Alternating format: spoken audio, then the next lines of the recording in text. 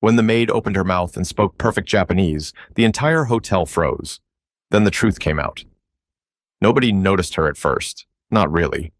She walked into the Grand Marlowe Hotel in Lafayette, Louisiana on a Wednesday morning, wearing a cream silk trench coat that shimmered slightly under the lobby lights.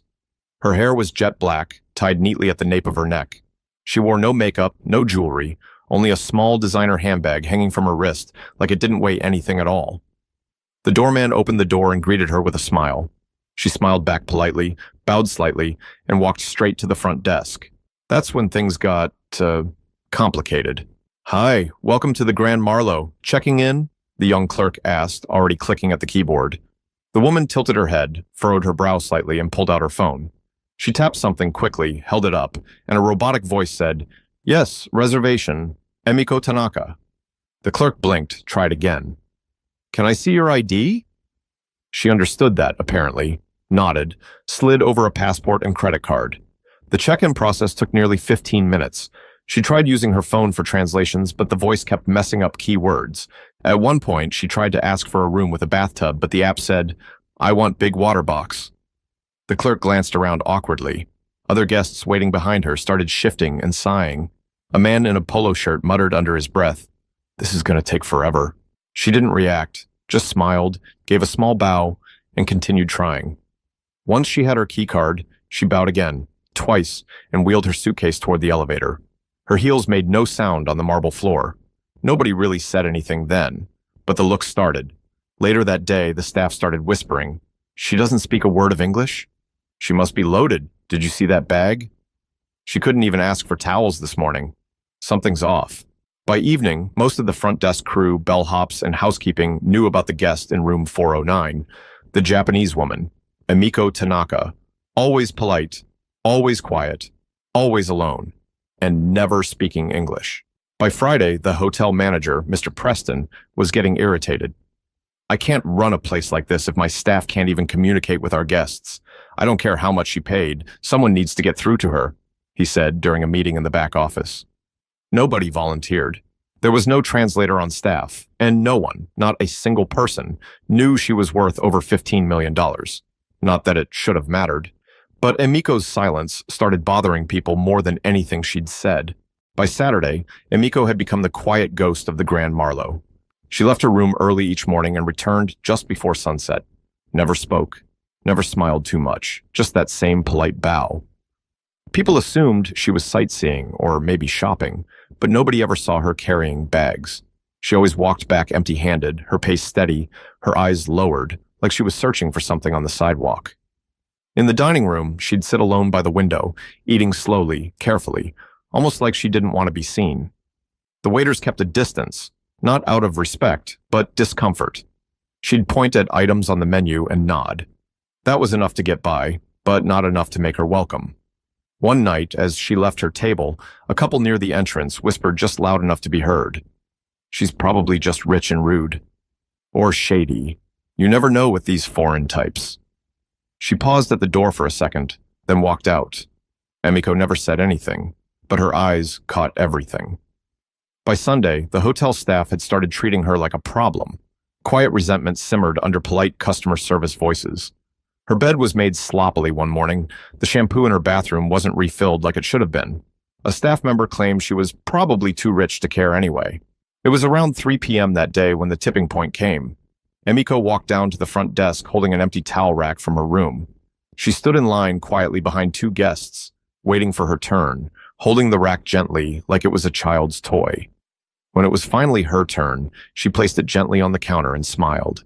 "Towel, please," she said slowly, accent heavy. The receptionist blinked, confused. "Ma'am, I'm not sure what you're saying." Emiko held up her phone again. This time it said, "I apologize, may I receive one more towel for the bathing process?" The woman behind the desk chuckled under her breath. "Right, housekeeping brings those. You don't have to come down here." But Emiko just kept smiling and pointing to the phone. The line behind her was growing. Someone coughed dramatically. The receptionist gave a forced smile, picked up the phone, and buzzed the housekeeping floor. "Can someone bring a towel to 409? "Yeah. Again. Thanks." Emiko nodded graciously, bowed slightly, and walked away. As she disappeared into the hallway, a young bellhop named Richie leaned toward the receptionist. Why doesn't she just speak English like everyone else? That line stuck in the air like the smell of burned toast. None of them knew she'd heard it, but someone else had. Celeste Monroe had been cleaning rooms on the 4th floor for 2 years, kept her head down, got her work done, never caused problems. She was the type people didn't think twice about. Not in a rude way, just the way you don't notice the elevator music after a while. Celeste had just finished restocking the carts when she heard voices by the vending machines near room 409. A couple of maintenance guys were talking, loud. I swear, man, she's got all this money, and she can't even ask for a towel the right way. What's she even doing here? I heard she's some kind of heiress. But why Lafayette? Weird, right? Maybe she's running from something. They laughed. The soda machine made a loud thunk, and one of them walked away sipping a Sprite. Celeste didn't say anything. She just looked at the closed door of room 409. She knocked gently. Emiko opened the door slowly, just a few inches. She looked surprised at first, but then relaxed when she saw the cleaning uniform. Celeste smiled. Towel? Emiko nodded eagerly, stepping aside. Celeste stepped in. She moved quietly, efficiently, refolded the linens, restocked the bathroom. As she turned to leave, Emiko looked down at the ground and said, very softly, in heavily accented English, Thank you. Celeste turned around, paused, and then, without thinking, said in near-perfect Japanese, Don't worry about it. I've got you. Emiko froze. Then her eyes widened. You speak Japanese? She said slowly in her native tongue. Celeste smiled. Yes, fluently. I lived in Okinawa from the time I was 8 until I was 16. My dad was stationed there. Emiko covered her mouth with both hands. She looked like she might cry or laugh or both. You are the first person, Emiko said, to understand me here. They sat down, right there on the edge of the freshly made bed. The conversation was hesitant at first, then flowed like a dam breaking. Celeste learned that Emiko had come to Lafayette not for business, but for something personal, something delicate. Emiko's younger brother had died in the U.S. 10 months earlier. He'd been living here under a different name, trying to distance himself from their powerful family. He had died alone, unclaimed. Emiko only found out by accident, through a piece of mail forwarded to their family's Tokyo home. No one else in her family cared, but she did. I had to come, Emiko said, to see where he lived, to understand him. But I am not brave. English is hard, and no one helped me. I thought maybe I was invisible here. Celeste reached out, touched her hand gently. You're not invisible. You just walked into a room full of people who weren't ready to see you. They sat in silence for a moment, then Emiko laughed, a small, tired laugh. You're Japanese. Better than some of my cousins. Celeste laughed too, but just outside the door, someone else had been listening. The next morning, Celeste got to work earlier than usual. She didn't say much to the other housekeepers, just grabbed her cart and made her way to room 409. Her hands were already gripping the extra towels, but she brought more than those. She brought quiet comfort. Emiko opened the door before she could knock. Good morning, she said carefully, in English. Celeste smiled. You're practicing already. Emiko nodded. Only for you. Inside the room, the two women sat again, this time at the little round table by the window. Celeste brought her break-time coffee. Emiko poured tea from her own set she'd packed from home. The difference in their lives couldn't have been more obvious. One woman wore a worn housekeeping uniform, the other wore silk. But in that room, none of it mattered. They were just two women, trying to make sense of the weight they carried. Celeste sipped from her cup, thoughtful. You said your brother came here to get away from your family? Emiko nodded, eyes cast out the window. My family is powerful. My father owns shipping. My mother is like society queen. My brother Kenji was not like them. He was quiet, kind. He liked music. He hated pretending. So he left. No one stopped him. But you missed him. Emiko blinked hard. He sent me a letter once. Only one. He said, America is noisy, but it's honest. I can breathe here. I didn't understand it then. I do now. Celeste leaned forward. Where was he living when he passed? A few blocks from here. Tiny apartment. The building is falling. He had no visitors, no funeral. Celeste swallowed. That's why you came. You didn't come to tour anything. Emiko shook her head. I came to find him, even if he's already gone. I wanted to know who he became, what kind of man he was when no one was watching. For a moment, Celeste didn't say anything.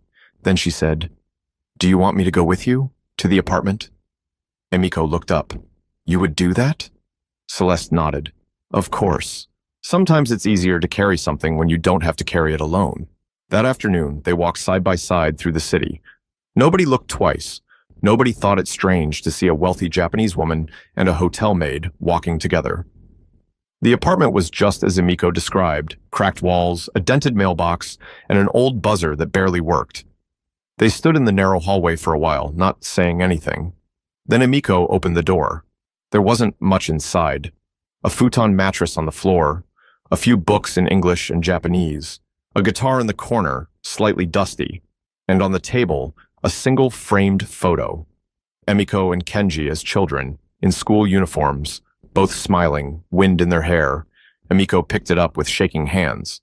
He kept this, she whispered, all this time. Celeste stood quietly by the door, letting her take it in. He had nothing, Emiko said, but he kept this. Celeste stepped forward. He didn't have nothing. He had that. And you, and whatever piece he came here to find. Emiko sat on the edge of the bed, tears finally spilling from her eyes. Not loud sobs, just quiet, aching grief. Celeste sat beside her. You know, she said gently, you're not the only one who knows what it's like to lose someone while everyone around you acts like it's nothing. Emiko turned to her. My brother was killed when I was 17, Celeste said. Police said it was a misunderstanding. He fit a description. They never apologized. My family couldn't afford a lawyer. It felt like the world just moved on, like he never mattered. She looked away. That's why I don't talk much at work. Sometimes silence is the only way you stay standing. They sat together in the quiet, holding their losses like sisters. But grief isn't the end of a story. Sometimes it's the place where truth begins. The next day, room 409 felt different. Not cleaner, not brighter, just warmer. Something had shifted. Word had already spread that Celeste and the Japanese woman had spent hours talking. By the time Celeste walked past the lobby that morning, 2 front desk clerks were whispering near the computer. I didn't even know Celeste could speak Japanese. Since when? Guess you never bothered to ask. Upstairs, Emiko was already waiting at her door, hands clasped, a small smile on her face. Celeste gave a playful nod. Ready? They sat down again, but this time it wasn't tea and silence. Emiko had a small notepad in her hand. She was writing in both English and Japanese. Is this a speech? Celeste asked. Emiko looked up, sheepish. More like a message. A message for who? Emiko hesitated. Everyone, but mostly for myself. Celeste leaned forward. Want me to help? That afternoon, Emiko asked to speak with the hotel staff. Not everyone, just the ones who'd had to deal with her directly. The manager, the clerks, a couple housekeepers. Celeste arranged it. They met in the conference room on the second floor. Plastic chairs, a stale pot of coffee in the corner. Nothing fancy. Everyone was polite, but stiff. Emiko stood at the front of the room, Celeste beside her. I know. I have been a problem, Emiko said slowly in English. Her accent was strong, but her eyes were steady. The manager shifted in his seat. That's not... Celeste held up a hand gently. Let her talk. Emiko continued. I did not come here to be difficult. I came here because my brother died. Alone. Here. In this city. She paused, letting the weight of that land. I do not speak English well. I tried, but it is hard to speak when you are also carrying pain. My phone cannot translate pain. The room went quiet. Celeste translated Emiko's words into smoother English when needed, but most of the time she didn't have to. The message was clear. Emiko looked around the room, eyes soft. I am not asking for pity. I am only asking for kindness, for someone to look past what they do not understand. She turned to Celeste, who nodded back at her. The manager finally spoke. Ms. Tanaka, we didn't know. I didn't know.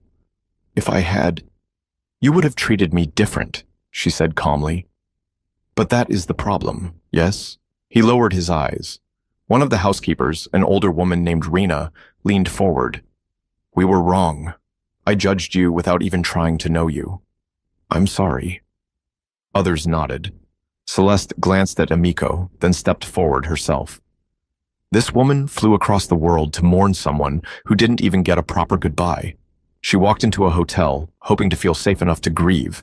Instead, we made her feel small, like she didn't belong here. She let that hang. I know what that feels like. A lot of us do. Maybe it's time we stop deciding who deserves kindness based on how easy they are to understand. Silence. Then slow, soft applause. Not loud, not performative. Just real. Emiko looked like she might cry again, but this time it wasn't sadness. It was relief. But healing doesn't always come without change. And sometimes the people who teach us the most don't stay long. By Thursday morning, room 409 was empty. Emiko had checked out before sunrise. No farewell speech, no big send-off.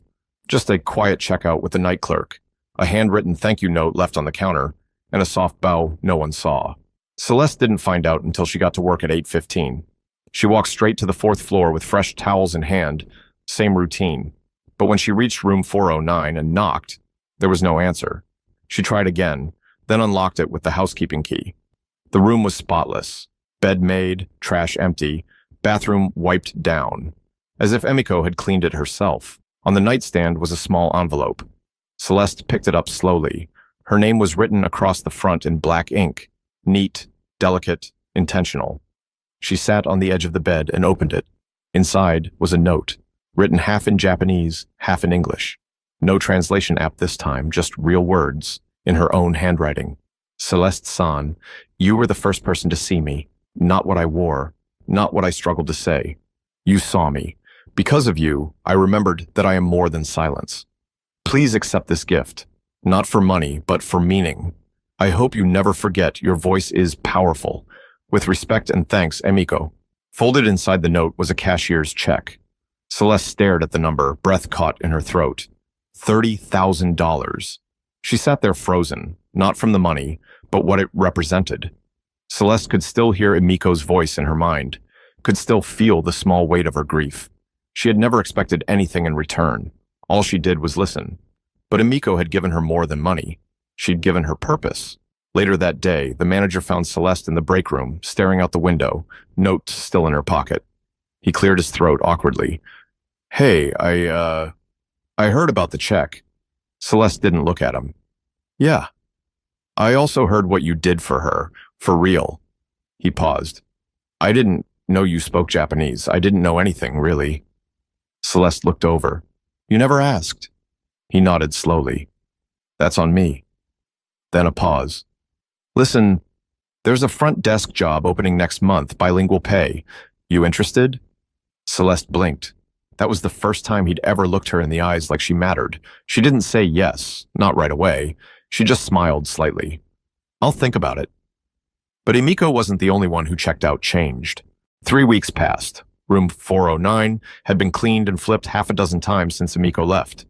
Guests came and went. The front desk stayed busy. The staff kept working like always. But something felt different. People paused more. The front desk started keeping a stack of printed local maps in multiple languages. Celeste noticed housekeeping was more patient when guests struggled with English. Even the kitchen staff tried learning a few basic greetings in Japanese, Spanish, and French. And Celeste? She took the front desk position, didn't even hesitate when the offer came again, showed up in her best blouse and her mother's old watch, silent proof of who she was and where she came from. She still cleaned rooms once a week by choice, said it helped her stay grounded. One day, a couple from Tokyo walked in, confused and looking tired. The husband had a thick folder of papers. The wife kept nervously checking her phone. Before the clerk beside her could say anything, Celeste stood and smiled gently. Then, in smooth, comfortable Japanese, she said, "Welcome. Don't worry, I'll help you." The man's face broke into visible relief. His wife looked like she might cry. The other clerk just stared. Later that night, he said, "I didn't even know you could speak that well." Celeste smiled. That's because most people never ask about what they don't expect you to know. People didn't see everything. They didn't see the quiet brilliance behind a Maid uniform. They didn't see the pain behind Emiko's silence. They didn't see the connections waiting to be made because they didn't bother to look beyond surface-level assumptions. But sometimes, all it takes is one moment of kindness, one person willing to speak your language, to remind you that you matter, to remind you that you're not invisible. If you've ever felt ignored, overlooked, or misjudged, remember, you're not alone. Sometimes your voice might be the only one someone else can hear. Use it. Use it with love. Use it with courage. Use it when no one else will. If this story moved you, share it with someone who needs reminding that their voice matters. And the next time you meet someone who struggles to be heard, slow down and listen. You never know what story they're carrying.